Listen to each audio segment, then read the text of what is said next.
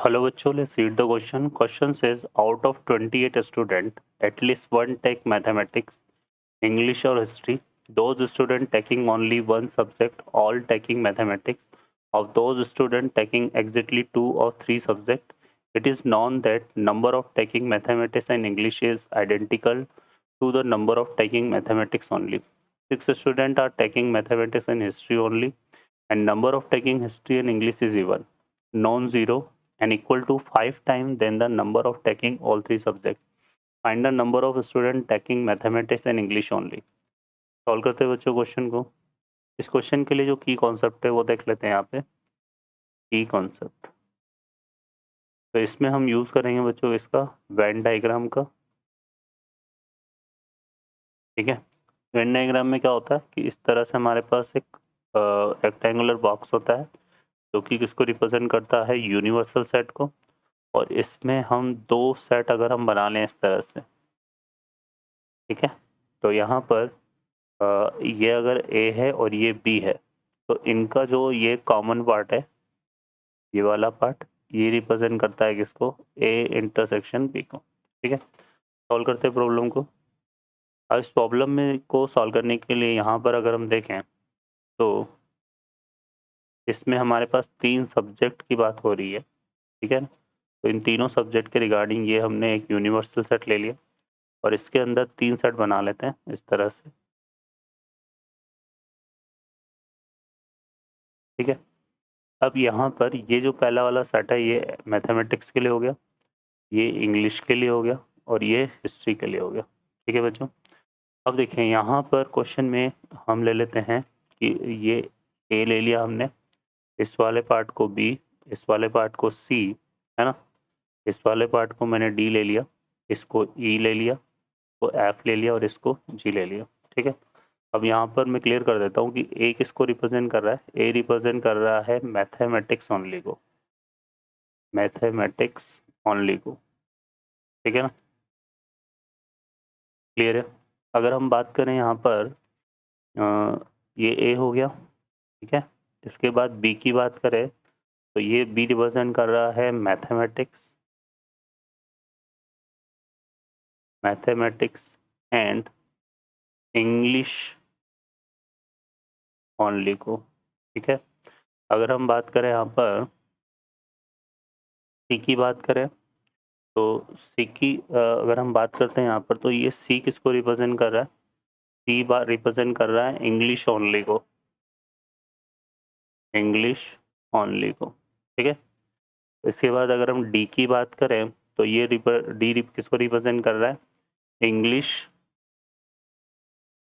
And history, English and history only को. ठीक है. हिस्ट्री ओनली को. ठीक है. इसके बाद ई की बात करें तो ई किसको रिप्रेजेंट, ए को ई की बात करें तो ई किसको रिप्रेजेंट कर रहा है, टेकिंग ऑल 3 सब्जेक्ट, है ना, या mathematics intersection English intersection history को, है ना. इसको अगर लैंग्वेज में पढ़ेंगे तो mathematics and English, mathematics and English and mathematics and English and history को. ठीक है ना. ये हमारा या फिर ऑल 3 सब्जेक्ट, है ना, तो ये आ जाएगा. क्लियर है. तो ये रिप्रेजेंट कर रहा है ई से. और इसके बाद आते हैं एफ की बारी. तो एफ किसको रिप्रेजेंट कर रहा है, एफ रिप्रेजेंट कर रहा है mathematics and history only, mathematics and history, history only को. ठीक है. और जी अगर हम बात करें तो ये रिप्रेजेंट कर रहा है हिस्ट्री ओनली को, हिस्ट्री ओनली को. ठीक है. तो इस तरह से ये A B C D E F जो हमने लिए हैं वो इन चीज़ों को रिप्रेजेंट कर रहे हैं. अब क्वेश्चन में देखें तो यहाँ पर ये बोल रहा है आउट ऑफ 28 स्टूडेंट. 28 स्टूडेंट मतलब ये पूरा जो सम बन रहेगा इन सारे नंबर्स का वो किसके इक्वल आएगा, 28 के इक्वल. तो फर्स्ट रिजल्ट तो हमें दे रखा है A plus B plus C plus D plus E plus F plus G. ये हमें क्या दे रखा है, 28. ठीक है. इसको मेंशन करते हैं 1. सेकेंड बात करें यहाँ पर तो फर्दर देखो those student taking only subjects are all taking mathematics. ये बोल रहा है कि कुछ स्टूडेंट वो है जो ओनली एक सब्जेक्ट लेते हैं, तो वो एक सब्जेक्ट कौन सा चूज करते हैं? मैथमेटिक्स। इसका मतलब क्या हुआ कि इंग्लिश और ओनली हिस्ट्री जो सब्जेक्ट है वो किसी ने भी नहीं लिया है। तो इसका मतलब यहाँ पे हमारे पास है ना ओनली इंग्लिश है ना, और नंबर ऑफ स्टूडेंट जिन्होंने ओनली इंग्लिश, और number of student only history की अगर हम बात करें तो ये हमारे पास क्या है? कोई नहीं है, ज़ीरो आ जाएगा। तो ओनली इंग्लिश किसको रिप्रेजेंट कर रहा है? सी को, ठीक है, और ओनली दी हिस्ट्री रिप्रेजेंट कर रहा है जी को।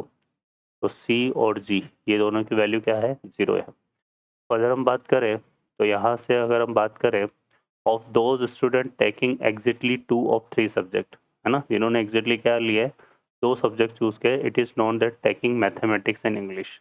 तो मैथमेटिक्स एंड इंग्लिश एग्जैक्टली है ना, एग्जैक्टली तो मैथ ये आ जाएगा मैथमेटिक्स एंड इंग्लिश ओनली।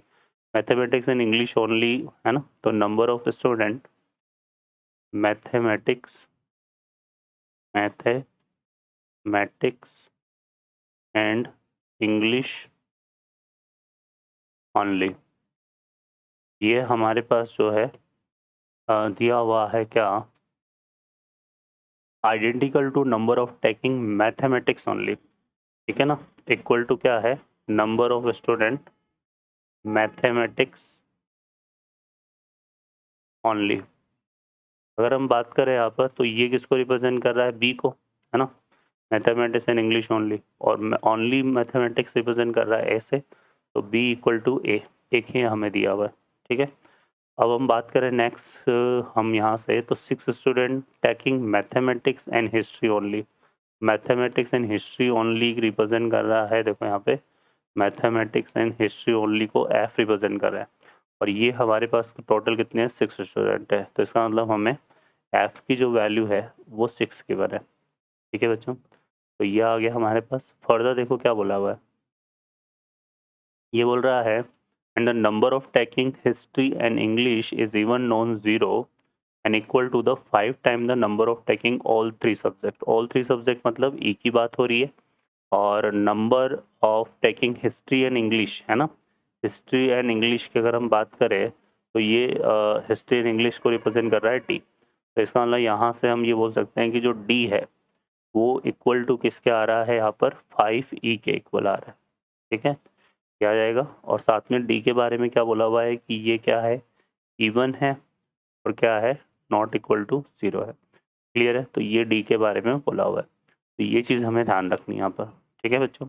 अब हम हमारे पास ये जितने भी रिजल्ट आए ना इनको हम पुट करते हैं कहाँ पर? 1 में। तो देखो क्या आएगा, ए की जगह ए पुट करेंगे, बी इक्वल टू ए है तो यहाँ पर हम लिखते हैं बी की वैल्यू ए के इक्वल है तो ए पुट करा हमने, सी की वैल्यू 0 है तो यहाँ पे 0 आ जाएगा, प्लस ई की वैल्यू को ई रहने देते हैं, एफ की जो वैल्यू है वो 6 है ना, और डी की वैल्यू मिस कर दी हमने यहाँ पर, तो वो हमारे पास कितने आती है? 5 ही, और जी की वैल्यू क्या है? 0 है तो ये 0 आ जाएगा, इक्वल टू कितना आएगा? 28। यहाँ से आ गया 2a, ई प्लस 5 ही कितना हो गया? 6 ही, 6 को उस तरफ लेके जाएंगे तो इक्वल टू कितना बचेगा? 22। यहाँ से a plus 3e equal to कितना आ जाएगा? 11। 2 हमने कॉमन ले लिया तो ये 11 आ जाएगा, ठीक है बच्चों, है ना। तो ये एक रिजल्ट आ गया हमारे पास।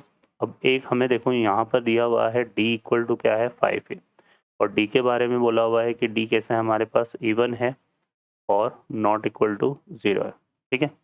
अब यहाँ से अगर देखें, है ना, तो इसमें हम क्या करेंगे? अगर हम e इक्वल टू 1 लेते हैं तो d इक्वल टू क्या आएगा? 5 आएगा, और जो कि क्या है? ओड है।